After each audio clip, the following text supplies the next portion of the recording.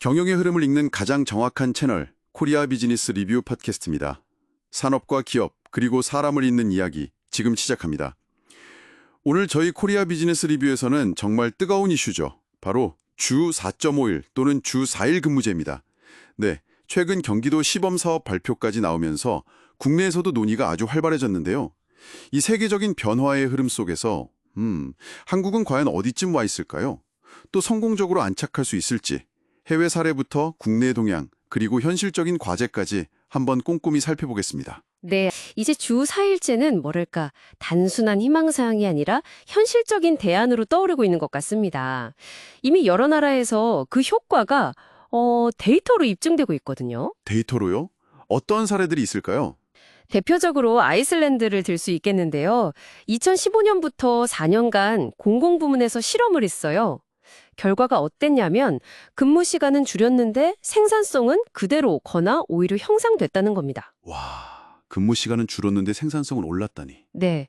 그리고 중요한 건 임금 삭감도 없었다는 점이죠. 그래서 지금은 아이슬란드 노동인구의 86%가 이 단축 근무를 선택할 권리를 갖게 됐습니다. 86%면 정말 거의 대부분이네요. 와. 영국 사례도 굉장히 주목할 만하다고 들었는데요. 아, 맞습니다. 영국은 2022년에 정말 대규모 실험을 했어요. 61개 기업이 참여했는데요.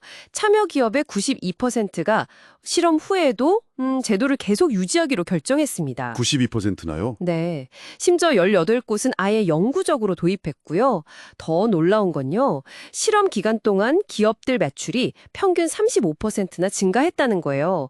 24개 기업 기준이긴 합니다만. 매출이요? 오히려 늘었다고요? 네. 그리고 직원들 병과는 65%, 이직률은 57%나 감소했습니다. 이야, 이건 정말 강력한 증거인데요. 생산성 저하 없이 직원 만족도랑 기업 성과를 같이 잡을 수 있다는 거잖아요. 바로 그거죠. 일본 미스호나 이오테스, 또 독일 중소기업들처럼 다른 나라에서도 각자 상황에 맞게 다양한 시도를 하고 있고요. 확실히 해외 사례들을 보니까 이게 그냥 뜬구름 잡는 얘기는 아니구나 싶네요. 그럼 국내 상황은 좀 어떤가요? 아무래도 대기업들이 좀 먼저 움직였죠? 네, 맞습니다. 삼성전자가 월 1회 금요일에 쉬는 걸 시범 운영 중이고 포스코는 격주 4일제를 도입했죠. 또 세브란스 병원 같은 경우는 주 4일제를 도입하고 나서 간호사분들 번아웃이나 퇴사율이 줄었다는 그런 뚜렷한 효과를 봤다고 하고요. 아, 그렇군요. 네, 이런 대기업들의 시도가 좀 긍정적인 분위기를 만드는 데 기여하고 있다고 봅니다. 그런 분위기 속에서 이번에 경기도가 중소 중견기업을 대상으로 주 4.5일제 시범 사업을 시작하는 건 정말 의미가 커 보이는데요. 특히 임금 삭감 없이 오히려 임금 보전해주고 운용비까지 지원하면서 한국형 모델을 찾겠다는 거잖아요. 바로 그 점이 핵심입니다. 5인 이상 300인 미만 기업 88곳을 대상으로 하는데요. 주 35시간제나 격주 4일제처럼 좀 다양한 모델을 실험해보고 무려 44개 지표로 성과를 분석해서 정책에 반영하겠다는 계획이에요. 44개 지표나요? 굉장히 꼼꼼하게 보네요. 네, 그러니까 이게 중소기업 현실에 맞는 모델을 만들고 또 이걸 확산시키는데 아주 중요한 첫걸음이 될 수 있는 거죠. 결과를 정말 주목해야 합니다. 그렇군요. 그럼 이 제도가 가져올 긍정적인 효과들 조금 더 구체적으로 짚어주시죠. 예를 들어 정말 생산성이 오를까요? 좀 의아하긴 하거든요. 네, 그럴 수 있습니다. 마이크로소프트 일본 사례가 유명한데요. 주 4일제 도입 후에 생산성이 40%나 향상됐다는 결과가 있어요. 40%요?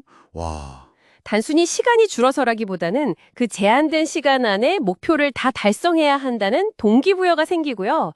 그러다 보니 업무 집중도가 높아지고 불필요한 회의 같은 비효율적인 요소들이 자연스럽게 줄어드는 거죠. 아까 말씀드린 영국 매출 증가 사례도 이걸 뒷받침하고요. 네네. 그리고 또 워라밸 개선. 이건 특히 젊은 세대에게는 정말 중요한 가치잖아요. 그렇죠. 요즘 MZ 세대들은 특히 중요하게 생각하죠. 네, 이게 충족되니까 당연히 직원 만족도가 올라가고 이게 또 번아웃 감소, 아까 세브란스 사례처럼요. 그리고 건강 증진, 영국 병가 감소 사례처럼요. 이런 걸로 이어지는 겁니다. 마지막으로 또 중요한 게 우수 인재를 유치하고 유지하는 데 아주 강력한 무기가 될 수 있다는 거예요. 아, 채용에도 도움이 되는군요. 그럼요. 영국 실험에서 이직률이 57%나 줄었다는 건 정말 시사하는 바가 큽니다. 채용 비용, 교육 비용 절감 효과도 무시 못하고요. 와, 듣기만 하면 정말 이상적인 제도 같은데요? 근데 현실적인 벽도 만만치 않을 것 같아요.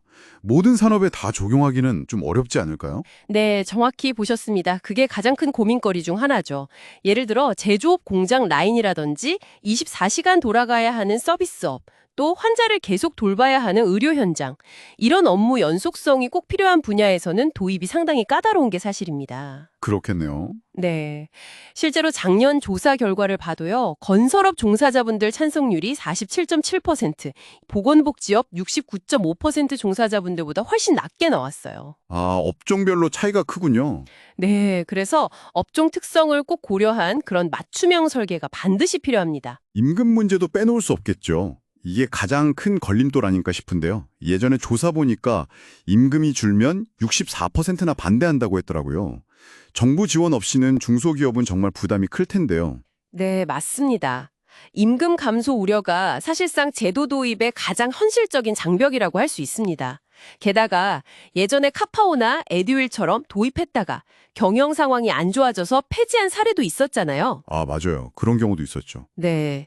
이런 식으로 뭐랄까 줬다 뺏는 식의 변화는 오히려 직원들 불만만 키우고 노사 갈등을 유발할 수 있거든요.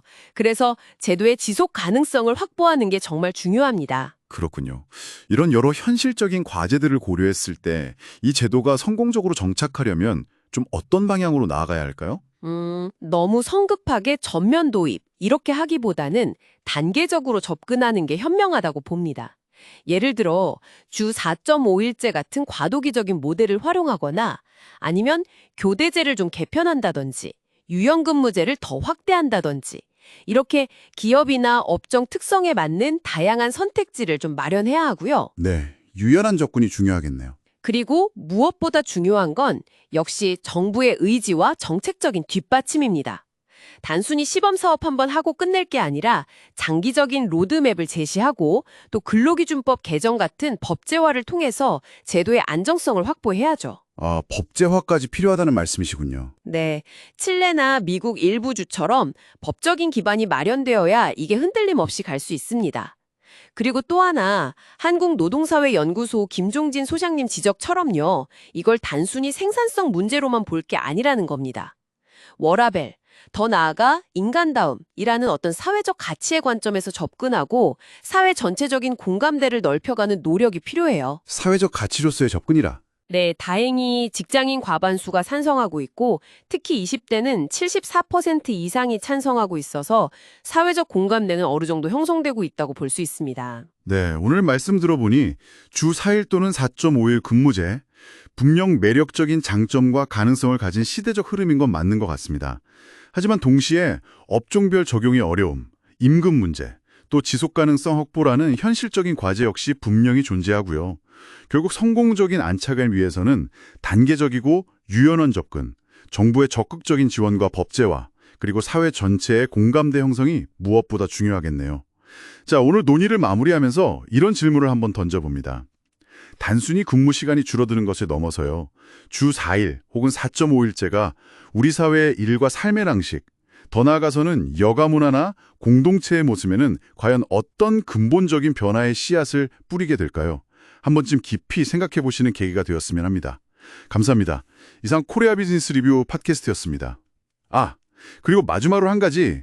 코리아 비즈니스 리뷰의 팟캐스트는 곧 유료 구독이 될 수 있으니까요. 미리 구독을 눌러놓으신다면 계속 무료로 들으실 수 있겠죠.